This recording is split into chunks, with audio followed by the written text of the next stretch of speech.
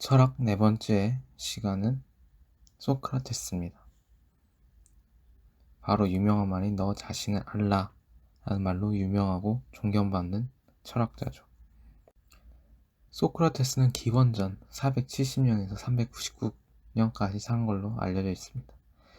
그는 4대 성인 중 한 명으로 여겨지며 위대한 철학자로 과거에서부터 현대까지 많은 사람들에게 지혜를 주고 있습니다.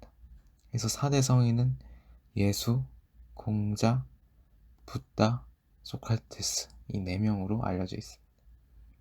그의 제자인 플라톤은 당시 우리가 겪었던 사람들 중 가장 훌륭하고 무엇보다도 가장 현명하며 가장 정의로웠다고 말합니다. 소크라테스가 지금까지 많은 사람들에게 존경을 받는 이유는 자신의 철학을 삶에서 스스로가 실천하면서 살았기 때문이죠.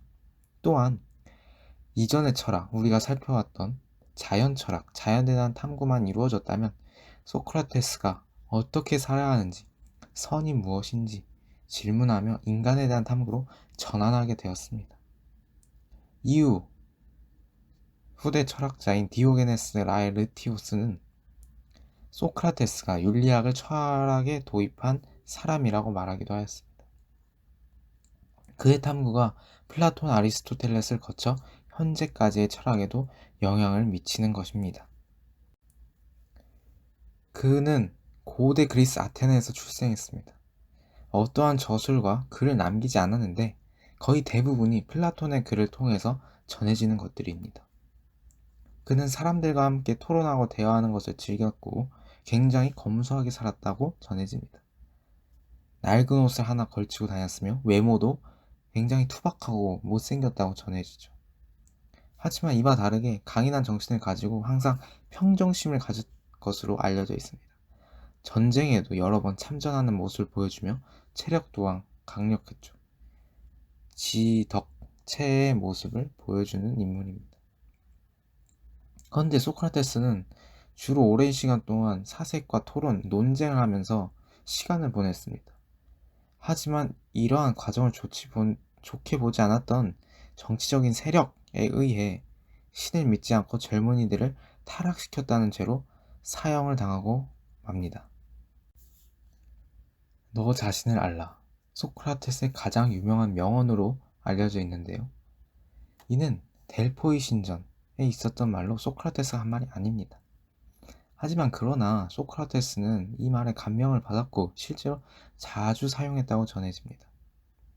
또한 이 말이 그의 철학을 관통하는 말이기도 한데 소크라테스는 의문을 가지고 탐구하며 인간에 대해 사유했기 때문입니다. 소크라테스는 사색과 논쟁을 즐기며 사람들에게 질문을 계속 던지면서 알을 탐구했습니다. 이를 산파술이라고 하는데 그의 대화 방법으로 질문에 질문을 낳으며 대하는 것입니다. 마치 아기를 낳는 것처럼 계속 질문을 낳는다는 거죠. 예로 소크라테스는 소피스트 트라시마코스와 논쟁하며 정의란 무엇인가를 물어보고 정의란 좋은 것을 가지고 있다. 여기서 멈추지 않고 그럼 좋은 것에는 어떠한 것이 있는가? 그것이 진짜 좋은 것인가? 왜 좋다고 여기는가? 등을 계속 이어가면서 무지를 깨닫고 진리에 다가가려 하였습니다. 왜냐하면 소크라테스는 보편적이고 객관적인 하나의 진리가 있다고 생각했기 때문이죠. 이러한 점은 플라톤에서도 이어지게 됩니다. 결국 그런데 여기서 가장 중요한 것은 나 자신이 어떤 사람인지 알아야 한다는 겁니다. 나 자신이 어떤 상태에 있는지 알아야지 내 자신이 무엇을 알고 무엇을 모르고 어떤 것에 영향을 받고 어떤 것의 깊이를 이해하는지. 그렇기 때문에 소크라테스는 여기서 무지의 알을 이야기하게 됩니다. 소크라테스는 무지의 알을 주장합니다. 무지하다는 것을 알아야 됩니다. 자신이 무엇을 모르는지를 자각해야 진리를 파악할 수 있고 지혜를 사랑하게 되는 것입니다. 그는 나는 내가 아무것도 모른다는 사실만을 알 뿐이다 라고 말합니다. 자신의 무지를 아는 것이 쉬워 보이지만 진정으로 자신이 모른다는 점을 파악하는 것은 어렵습니다. 우리가 아는 것이 진정한 지식인지 거짓인지 편견인지 대부분 구분하지 못하기 때문이죠. 그렇게 확실하게 무엇을 모르고 있는지 알 때 우리는 진리로 나아갈 수 있는 것입니다. 여기서 그는 덕이 참된 암 지식이라고 주장합니다. 덕을 안다면 선과 행복을 행하게 된다고 보았고 이를 지행합이라고 합니다. 아는 것과 행동이 일치한다는 것이죠. 소크라테스에게 안다는 것은 단순히 지식이 아니라 알면 선이며 좋음을 가지고 있기에 진리로 당연히 좋음을 행하게 된다는 의미를 가지고 있습니다. 그래서 도덕은 지식이라고 말한 것입니다. 소크라테스가 주는 의미는 인간에 대한 탐구, 알에 대한 탐구로 자연에서 인간에 대한 삶의 철학으로 바꿨다는 의미가 있습니다.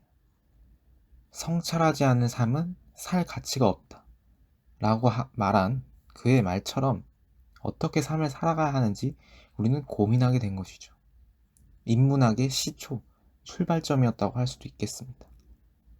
또한 지성사를 아우르는 어떠한 보편적 진리에 대해 탐구하는 길을 열었다고도 볼 수 있습니다.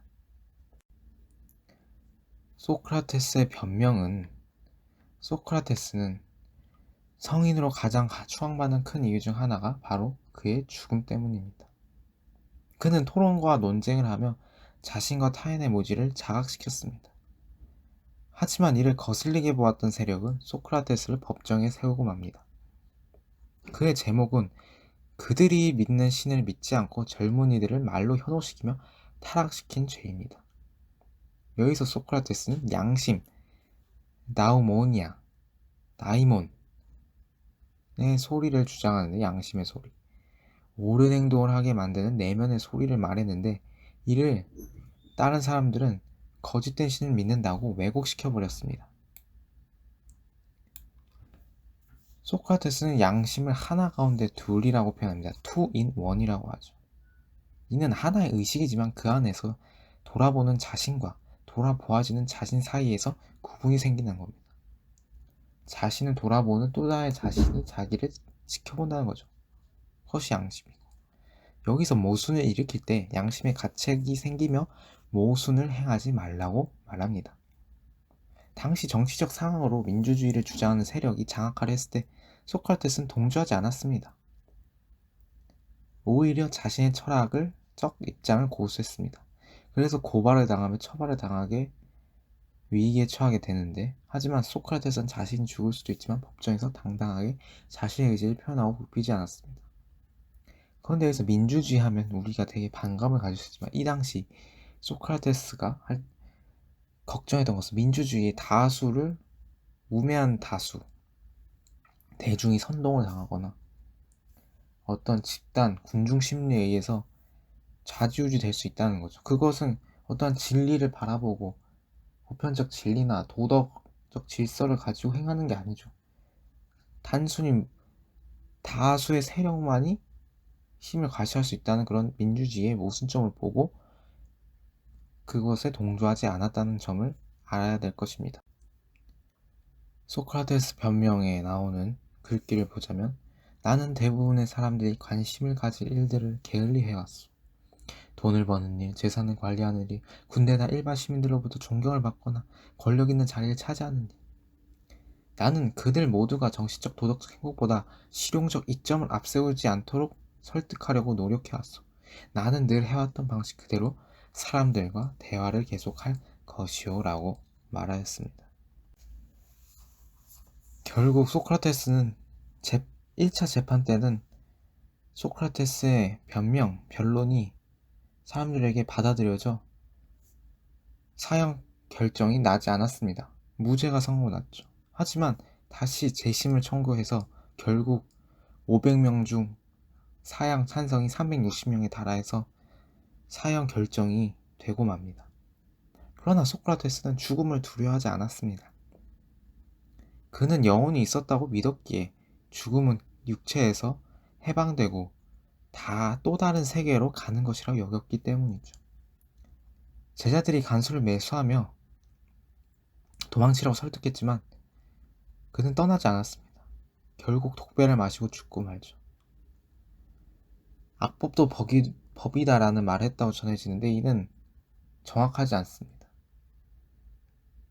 그가 했다고 뚜렷한 증거가 없기 때문에 그가 말한 말이라고 믿기는 어렵죠.